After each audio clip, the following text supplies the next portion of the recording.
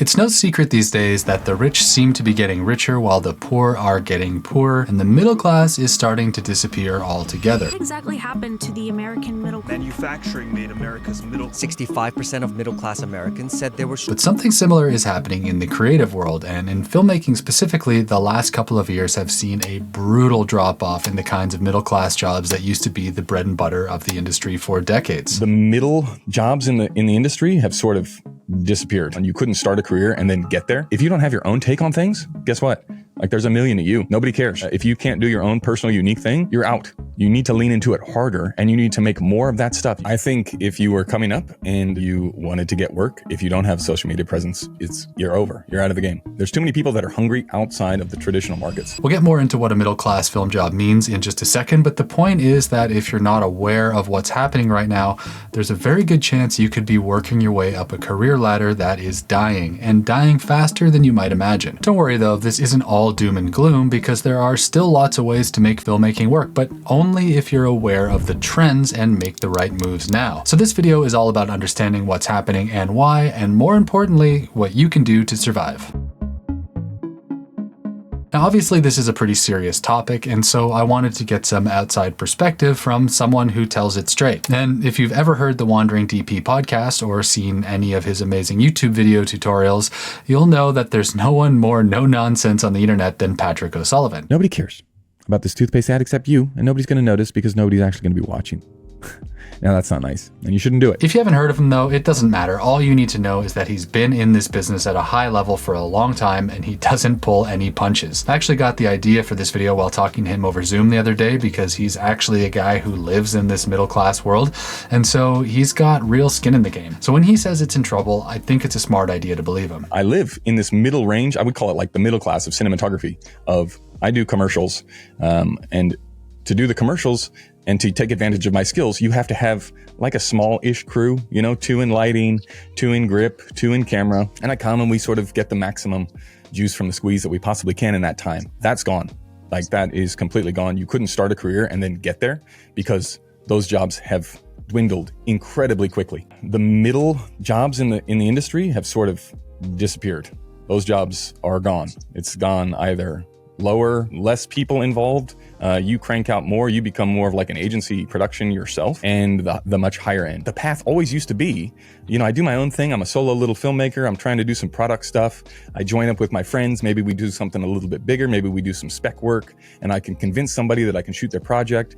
Maybe I get to shoot a couple of those projects, and those projects allow me to do broadcast commercials, like where I have the tools to practice. What do I do if I have 5 in grip and 5 in lighting? How does it work? What things have to change? How do I speed up? What does it change for pre-production and planning and all those things? That's where you got to cut your teeth to then say, okay, now I can do the narrative project. I can take 6 months off with no pay to go out and do that project. Now, you cannot, if you're coming up, that is not an option. You either have to start immediately, like come out the gate doing really high quality spec work and hoping that spec will get you narrative, or I don't know how you make the jump from spec work to high-end commercial. If I was starting out again now and I wanted to be a cinematographer, as in the area that I want to be in now, I wouldn't do it. That doesn't exist. The job that I signed up for does not exist anymore. Okay, so that's a pretty sobering take on things, but I honestly think Patrick is spot on. Whether you're making commercials or docs like I do, a lot of the jobs that used to keep people going, like the mid-budget stuff, run-of-the-mill broadcast TV series or independent PBS docs,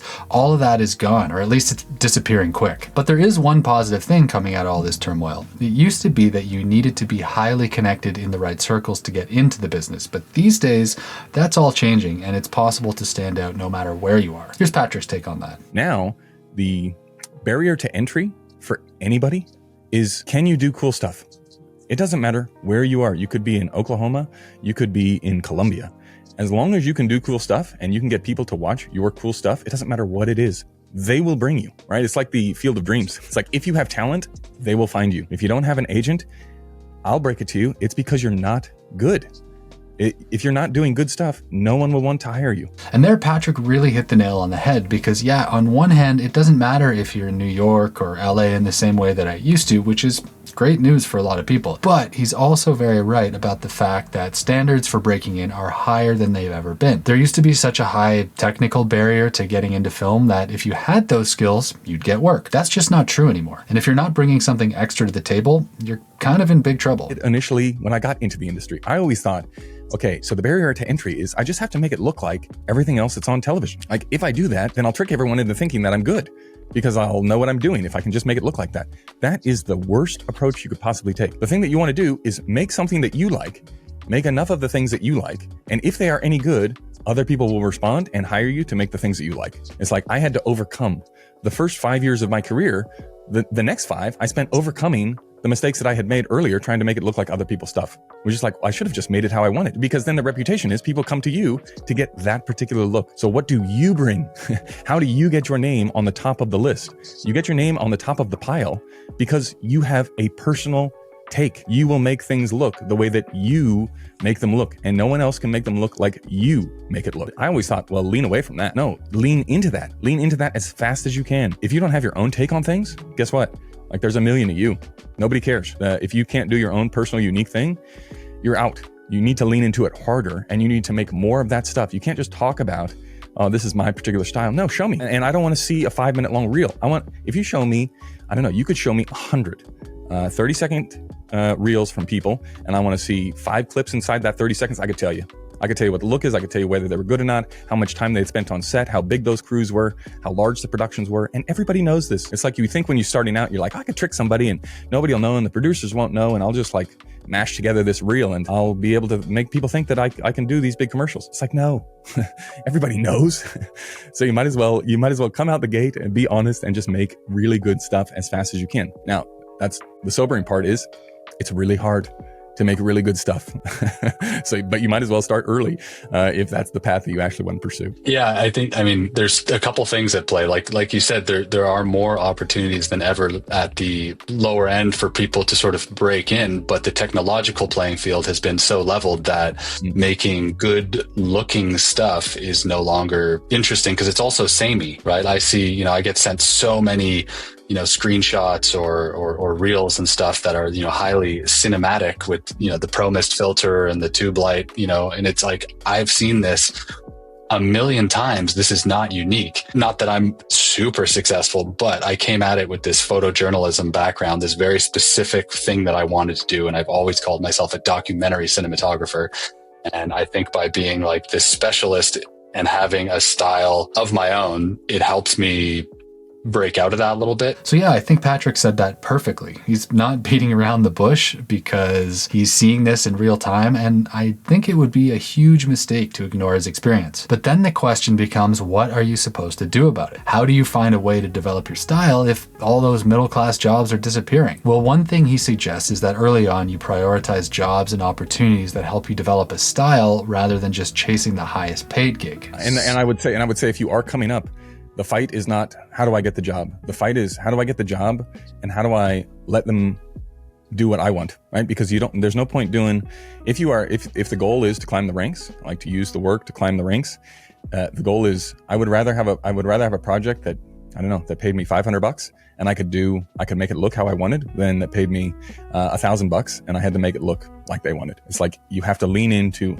more experience and more opportunities to make things that you want to make look good. I love that take. There are so many more ways to get paid than just cash. And like we've been talking about throughout this whole conversation, without a personal style, you're probably not going to get very far. Sure, you might get a few gigs, but looking ahead, those generic jobs are going away. And so making sacrifices early on so you can stand out later is going to be super important for your long-term prospects. The thing you don't realize when you're just starting out is this is a 50-year career. You can work until you're 70 years old. It's like you have to play the long game. Okay, so what else? Well, the one thing that I'm constantly rambling about on this channel is the thing that most people aren't doing nearly enough. We sit and watch videos and read gear comparison articles and then trick ourselves into believing that we're being productive. But actually what you're doing is delaying the one thing that will really get you results.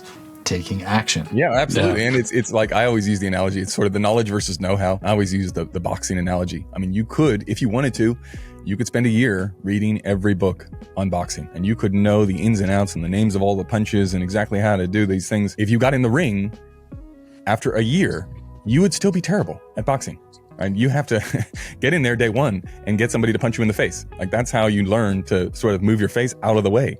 It's not reading the books. Especially these days, you can confuse researching stuff on the internet with taking action, and it's not the same. Those are supplemental things that are extremely helpful, but without reps, nothing's going to happen. So yeah, I'm sorry if you're sick of hearing me constantly talking about how important it is to take action, but it really is the only thing that matters. The boxing analogy that Patrick used is perfect. You can't study or plan your way into getting good at shooting. You have to actually do it. Way too many people are doing much less than they could be at a time when it's more important than ever to stand out. And the only way to do that is by making stuff. When you make stuff, you make mistakes, and that's how you get better and eventually start creating work that stands out. If you're just starting out, like, have a plan, look at it, say what didn't work, what you didn't like, and then slowly but surely, every job, you're just subtracting, hopefully, the stuff that takes too long or is too inefficient or doesn't end up with good results, and ultimately you get there. If you are interested in higher forms of cinematography, because you're not going to be doing any of the hands-on job,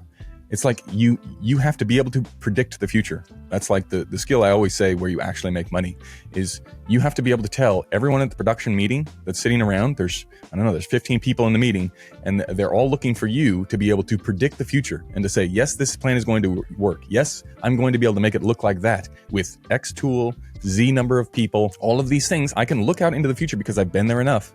I've been in the ring long enough to know if the person throws the right jab, what's coming next, and then where to duck, and then where to be.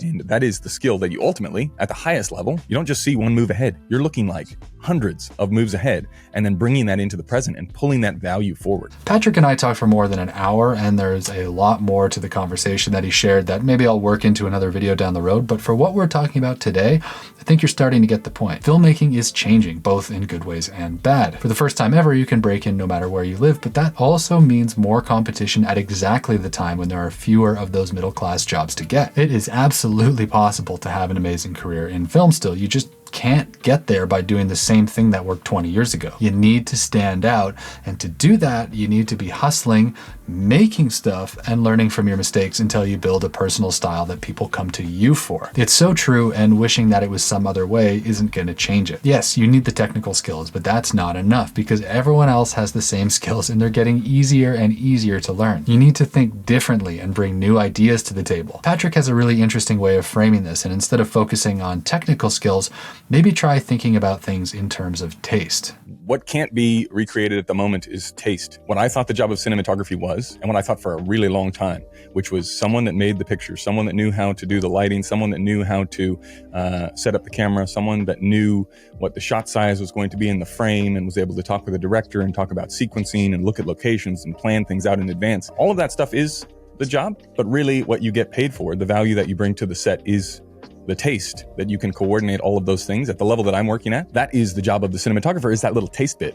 I think that taste bit is here for a long time. But now, you also have to have good taste.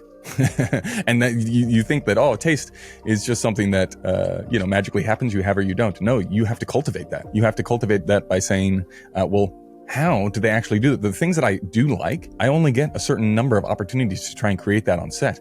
I want to overload my system and overload my knowledge base before I get there. It's like that's the easiest trick in the book is to do all of the work before and to just execute on the day. Make sure that you follow the plan, and then afterwards you can go, the plan failed here, it failed there. 90% of your stuff is going to suck. 90% of my stuff sucks now. And I've been doing this for, close to 15 years. That's just the way that it goes. I thought that was really interesting. You don't get paid to operate the gear anymore. You get paid because you have great taste and you bring that taste to a project to make it different. And while you can develop your taste to some extent by studying and researching, the only way you can actually bring that stuff into the real world is by doing and getting better. The point of this video isn't that you can't make a creative career work, because all sorts of people are. Actually, maybe even more people than ever. But the landscape is changing, and if you don't want to disappear along with all those middle-class jobs, you need to understand what's happening and put in the reps so you can take advantage of the opportunities that are out there. And if you don't, someone else will. See ya.